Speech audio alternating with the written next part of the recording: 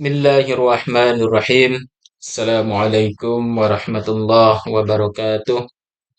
Alhamdulillahi rabbil alamin. Allahumma salli ala Sayyidina Muhammad wa ala ali Sayyidina Muhammad.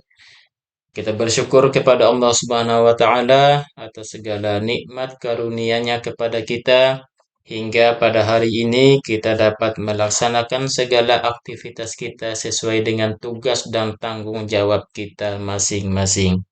Nah, anak-anakku sekalian yang saya hormati, ya, yang Bapak Guru harapkan kalian semua itu tetap sehat, tetap semangat dalam menempuh pendidikan yang sekarang kalian geluti. Ya, yang ingin Bapak Guru sampaikan itu kalian harus tetap fokus, jangan dulu berpikiran yang macam-macam, ya, kalian fokus pada pendidikan yang kalian hadapi saat ini. Baiklah anak-anakku sekalian, sebelum kita melanjutkan pertemuan kita pada pagi hari ini, ya, kita terlebih dahulu berdoa sebelum pembelajaran kita dimulai. Kita membaca saja surat Al-Fatihah secara bersama-sama, ya. A'udzubillahi minasyaitonirrajim. Bismillahirrahmanirrahim. Alhamdulillahi rabbil alamin. Ar-Rahmanir-Rahim. Maliki yaumiddin. Iyyaka na'budu wa iyyaka nasta'in. Ihdinas siratal mustaqim. Siratal ladzina an'amta 'alaihim ghairil maghdubi 'alaihim waladdallin. Amin. Rabbi zidni ilman warzuqni fahman wa ilman nafi'ah. Anak-anakku sekalian yang saya hormati, ya, kita yang hadir pada pagi hari ini kita bersyukur kepada Allah karena ada beberapa teman kita, beberapa kalian punya teman juga, ada yang tidak berkesempatan hadir pada hari ini karena ada kurang sehat dan lain sebagainya, sehingga kita yang sehat itu kita harus bersyukur, ya, dengan mengisi waktu-waktu luang kita itu dengan hal-hal yang positif, dengan hal-hal yang baik. Nah, adapun materi pembelajaran kita pada pagi hari ini yaitu tentang berpikir kritis dan semangat mencintai iptek atau ilmu pengetahuan dan teknologi. Nah, di mana tujuan pembelajaran yang harus kalian kuasai atau yang harus kalian mampu nanti setelah proses pembelajaran itu, yang pertama itu kalian harus membaca dengan tartil Al-Quran surat Al-Imran ayat 190 sampai dengan 191 dan Al-Quran surat Ar-Rahman ayat ke-33 serta hadis tentang berpikir kritis dan semangat mencintai ilmu pengetahuan dan teknologi. Yang kedua, menerjemahkan dan menganalisis hukum tajwid yang terdapat pada Al-Quran Surat Al-Imran ayat 190 sampai 191 dan Ar-Rahman ayat ke-33. Kemudian yang ketiga, menghafal dengan fasih dan lancar Al-Quran Surat Al-Imran ayat 190 sampai 191 dan Surat Ar-Rahman ayat ke-33 serta hadis tentang berpikir kritis dan semangat mencintai ilmu pengetahuan dan teknologi. Kemudian yang berikut itu mengidentifikasi kandungan pesan-pesan penting yang terdapat dalam Al-Quran Surat Al-Imran ayat 190, 191 dan Surat Ar-Rahman ayat ke-33 serta hadis tentang berpikir kritis dan semangat mencintai ilmu pengetahuan dan teknologi. Pada tujuan yang berikutnya, yaitu mempresentasikan tentang Al-Quran Surat Al-Imran ayat 190 sampai dengan 191 dan Surat Ar-Rahman ayat ke-33 serta hadis tentang berpikir kritis dan semangat mencintai ilmu pengetahuan dan teknologi, sehingga terbiasa membaca Al-Quran. Pada tujuan yang keenam, meyakini bahwa berpikir kritis dan semangat mencintai ilmu pengetahuan dan teknologi adalah perintah agama. Kemudian, pada tujuan yang terakhir, yaitu kalian harus bisa membiasakan rasa ingin tahu, berpikir kritis, kreatif, dan adaptif terhadap perkembangan ilmu pengetahuan dan teknologi. Nah, baiklah anak-anakku, itulah beberapa tujuan pembelajaran yang harus kalian tempuh dalam proses pembelajaran kita pada hari ini. Nah, adapun untuk penilaian mengenai poin kelima, yaitu mengenai presentase. Itu kalian nanti akan membuat semacam apa namanya, makalah atau apapun bentuknya itu. Nanti kalian bisa ditulis tangan ataupun kalian print.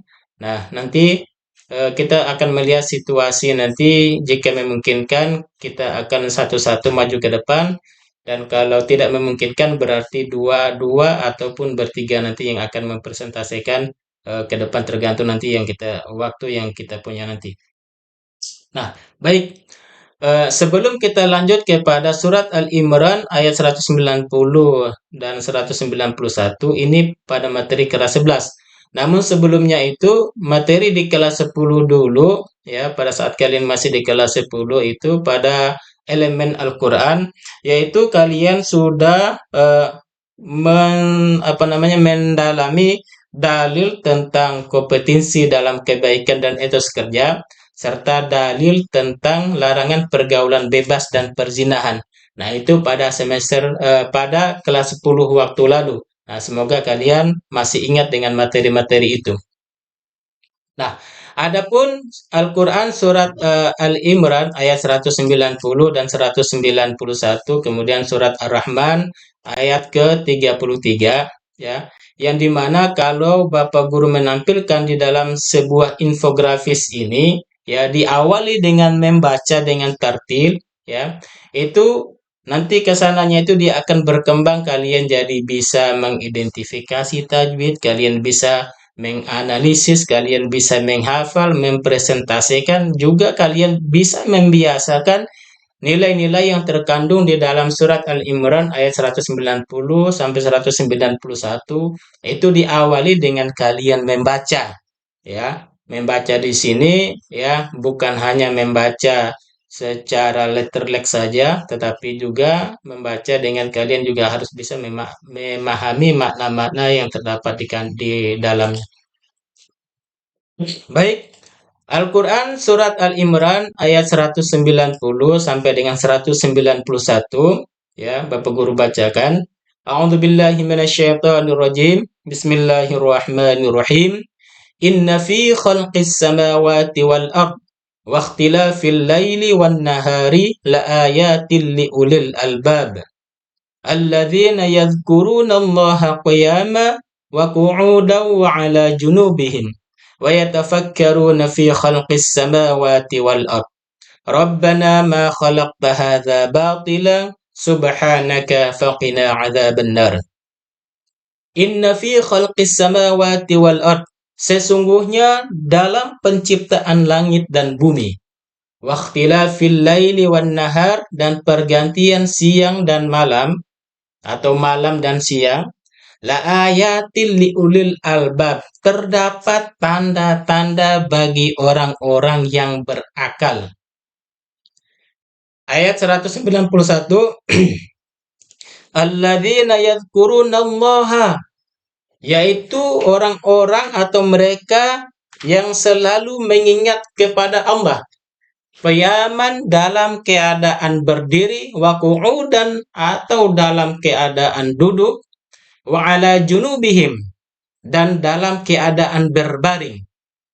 Wa yatafakkaruna fi khalqis samawati wal ard, mereka selalu memikirkan terhadap ciptaan Allah, baik itu yang ada di langit maupun di bumi.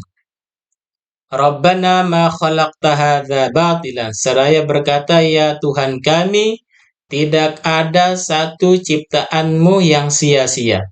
Subhanaka faqina adzabannar, maha suci engkau, maka jauhilah kami dari azab api neraka. Nah, ini Al-Quran surat Al-Imran ayat 190 sampai dengan 191.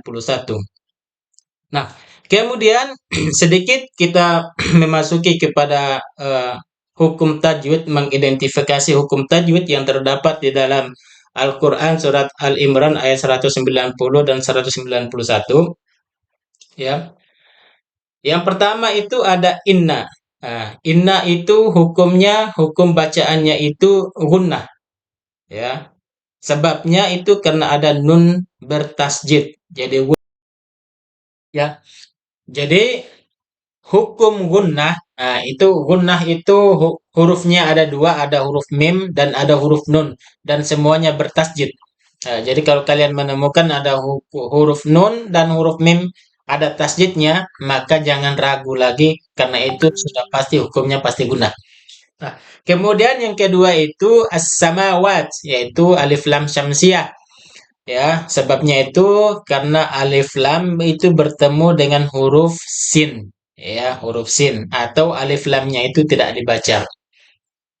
Kemudian yang ketiga itu wan nahar, yaitu mad tabi'i itu wan nahar, harnya itu ada huruf alif ya atau huruf hamzah, huruf alif sebelumnya berharokat fathah. Kemudian qiyaman wa qu'udan, itu idgham bi gunnah ya, yaitu tanwin bertemu dengan huruf waw. Kemudian yang berikut itu khalaqata, yaitu hukum qalqalah karena ada huruf qaf, salah satu huruf qalqalah ya, sukun atau mati berada di tengah kalimat. Nah, kemudian yang terakhir azaba, yaitu mad tabi'i juga karena ada huruf alif sebelumnya berharokat fathah. Nah, ini beberapa hukum-hukum tajwid yang terdapat di dalam surat Al-Imran ayat 190 dan 191.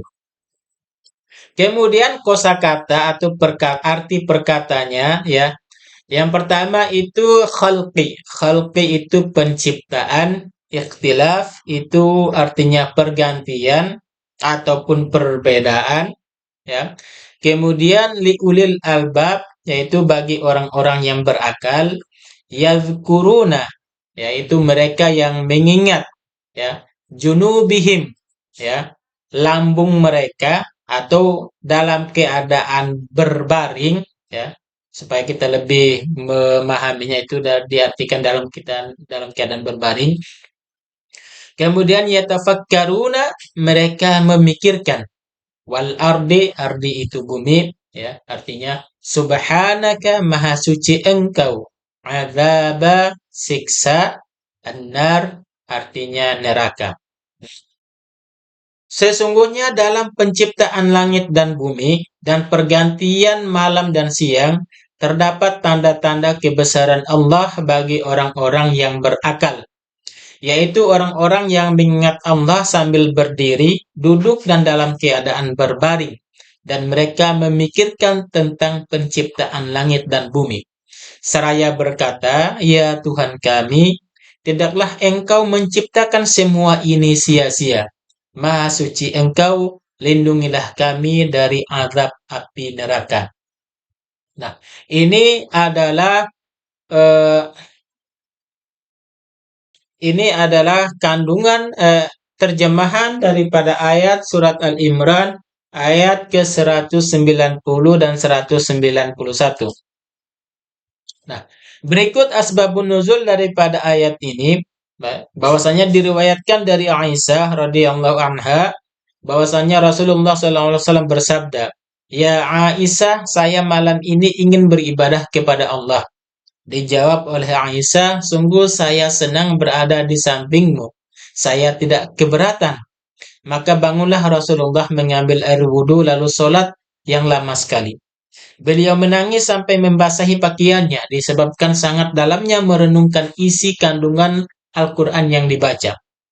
Hal itu dilakukan berkali-kali sampai menjelang azan subuh. Dan saat Bilal hadir, masih melihat kondisi Nabi yang menangis. Lalu Bilal bertanya, "Ya Rasulullah, kenapa Anda menangis? Bukankah Allah Subhanahu wa taala sudah mengampuni semua dosa engkau, baik yang terdahulu maupun yang akan datang?" Lalu dijawab oleh Nabi, "Tidak pantaskah saya ini menjadi hamba yang bersyukur? Apalagi di malam ini Allah menurunkan ayat yang alangkah ruginya jika dibaca ayat ini namun tidak dihayati makna dan isi kandungannya." Nah, ayat tersebut termasuk surat Al-Imran ayat 190 sampai dengan 191. Nah, inilah yang menjadi asbab sebab-sebab turunnya Al-Quran surat Al-Imran ayat ke-190 sampai dengan 191. Nah, kemudian isi kandungan daripada Al-Quran, ya, kandungannya surat Al-Imran ayat 190 sampai dengan 191 tadi itu, bahwasanya yang pertama, begitu banyak tanda-tanda kebesaran Allah Subhanahu wa taala yang dibentangkan di langit dan di bumi, termasuk pada diri manusia.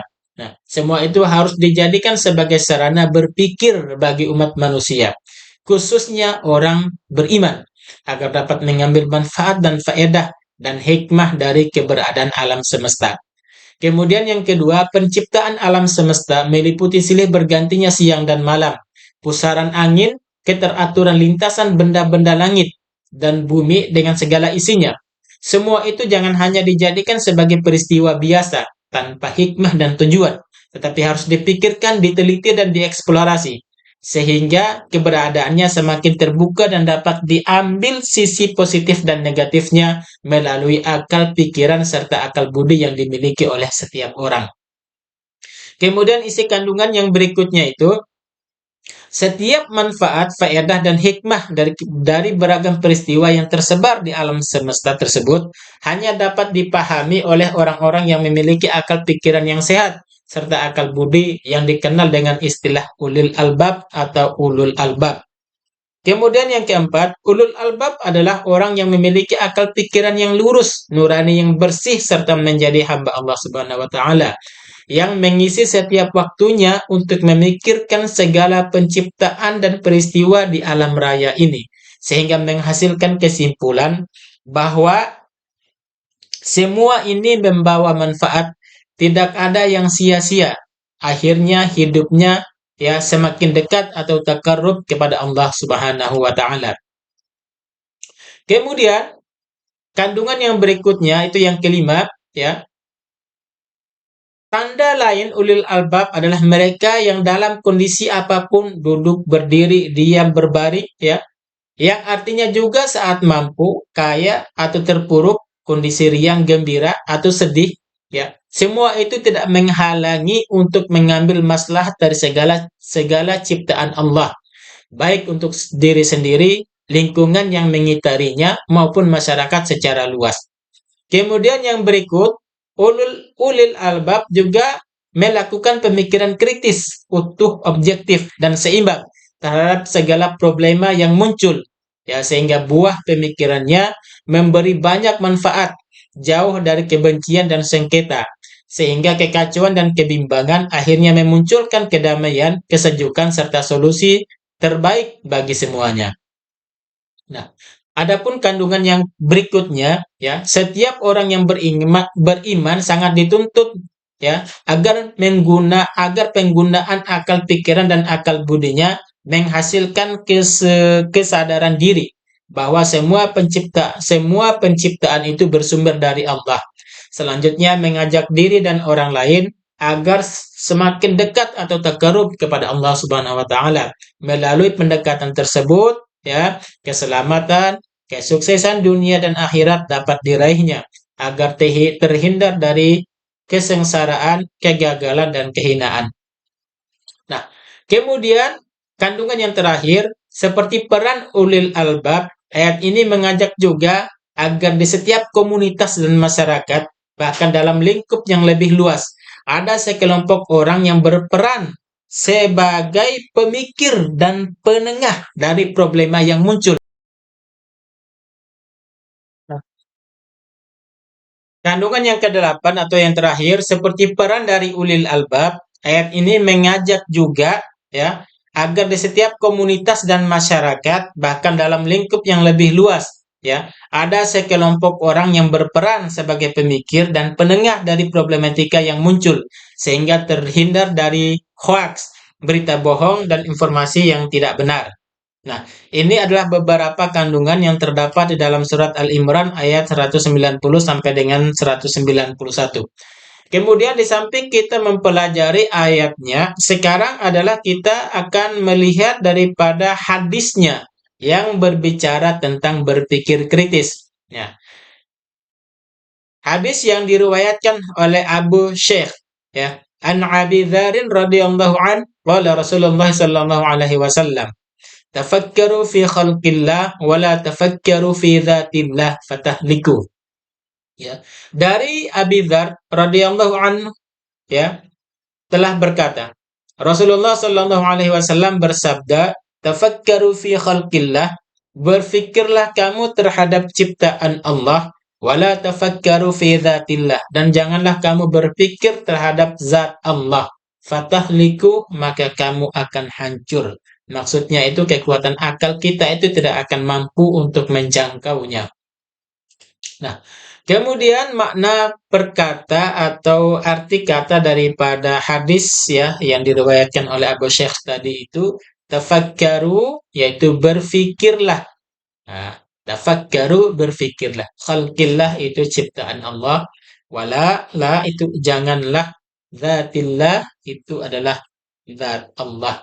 Jadi beberapa kosakata yang terdapat dalam hadis yang diriwayatkan oleh Abu Syekh. Nah, kemudian terjemahan hadis secara utuh ya dari Abu Dzar radhiyallahu anhu Nabi sallallahu alaihi wasallam bersabda, "Pikirkanlah mengenai segala sesuatu yang diciptakan Allah, tetapi janganlah kalian memikirkan tentang zat Allah karena kalian akan rusak." Ya. Nah, itu terjemahan secara utuhnya, yaitu hadis yang diriwayatkan oleh Abu Syekh. Nah, kemudian isi kandungan daripada hadis yang diriwayatkan oleh Abu Syekh. Nah, hadis ini, isi hadis ini membimbing ya kepada kita agar selalu berpikir kritis atau berpikir positif atau positive thinking, yakni memikirkan tentang ciptaan Allah Subhanahu wa taala. Maksudnya, kita digalakkan untuk berpikir, meneliti, mengkaji segala hal yang terkait makhluk ciptaannya, tetapi kita dilarang memikirkan zatnya. Nah, kemudian kandungan yang kedua, ya, terlarang memikirkan zat Allah itu disebabkan jika kita dipikir zat Allah, pasti akal kita dengan segala potensi yang dimiliki manusia tidak mampu mencapainya, ya. Sebagaimana Rasulullah Shallallahu Alaihi Wasallam menuntun kita, ya, dalam menggunakan akal dan kalbu, ya, yang dipikirkan hanya makhluknya saja agar tidak sesat pikir yang akhirnya menjadi sesat jalan. Nah, kemudian kandungan yang ketiga harus menjadi kesadaran bersama bahwa berilmu yang awalnya dimulai dari proses berpikir objeknya hanya di seputar makhluk dan alam semesta, termasuk dirinya sendiri. Jangan sampai melampaui kapasitas akal, yakni berpikir tentang zat Allah Subhanahu wa taala. Itu kandungan yang ketiga. Kemudian kandungan yang keempat, berpikir itu ada batasnya, tidak sebebas-bebasnya. Ada batas yang tidak boleh dilalui dan harus berhenti. Karena jika tidak, manusia sendiri yang mengalami kebingungan dan kekacauan dalam hidupnya. Ini tentu tidak dikehendaki. Karena penggunaan akal pikiran dan akal budi bermuara kepada semakin dekatnya kepada Allah Subhanahu wa taala, bukan makin jauh dari Allah Subhanahu wa taala. Nah, ini adalah 4 poin ya, 4 poin penting ya dari kandungan dari hadis yang diriwayatkan oleh Abu Syekh. Nah, kemudian ya, yang berikut itu adalah penjelasan ya yang lebih luas lagi mengenai berpikir kritis tadi, baik melalui ayat ataupun melalui hadis tadi. Bahwasanya berpikir itu diambil dari kata bahasa Arab, tafakkar ya. Berarti kekuatan yang menembus suatu objek sehingga menghasilkan pengetahuan. Nah, itu yang pertama. Kemudian yang berikut itu, jika pengetahuan itu didukung ya, bukti-bukti kuat dinamakan al-ilmu atau ilmu. Dalam Al-Qur'an surat At-Takatsur ayat 3 sampai dengan ayat 5. Nah, jika buktinya belum meyakinkan namun kebenarannya lebih dominan, maka disebut dengan non atau don ya, don atau dugaan. yaitu surat Al-Hujurat ayat ke-12 ya. Dalilnya itu contohnya itu. Kemudian selanjutnya, jika kemungkinan benar dan salahnya seimbang, maka disebut dengan syak. Nah, itu syak itu artinya keraguan. Sementara jika tidak didukung bukti atau bukti tersebut lemah sehingga kemungkinan salahnya lebih besar, maka disebut dengan waham. Ya. Kemudian yang berikut itu banyak ditemukan ayat-ayat Al-Quran yang berbicara tentang pengetahuan yang bersumber pada akal, pikiran, atau rasio, tetapi tidak sedikit paparan ayat-ayat yang mengungkapkan tentang pengetahuan yang bersumber pada intuisi, ya, atau hati, atau perasaan yang paling dalam dari ayat-ayat itu.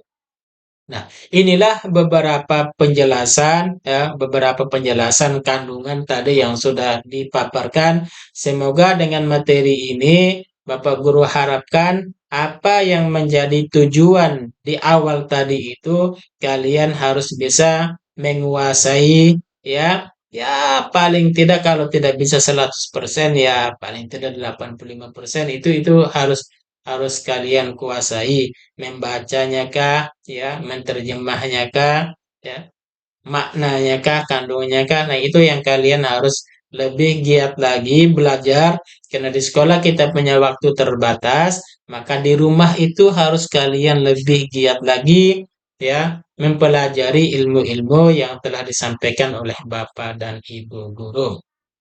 Nah, jadi materi kita sudah sampai sekian ya, sampai di sini dulu.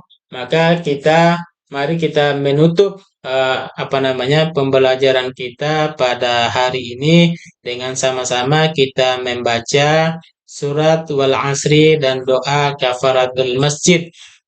Kafaratul masjid. A'udzubillahi minasyaitonirrajim. Bismillahirrahmanirrahim. Wal 'asri innal insana lafi khusrin illal ladzina amanu wa 'amilus solihati wa tawasaw bil haqq wa tawasaw bis sabr. Subhanakallah wa bihamdik asyhadu an la ilaha illa anta astaghfiruka wa atubu ilaik. Assalamualaikum warahmatullahi wabarakatuh.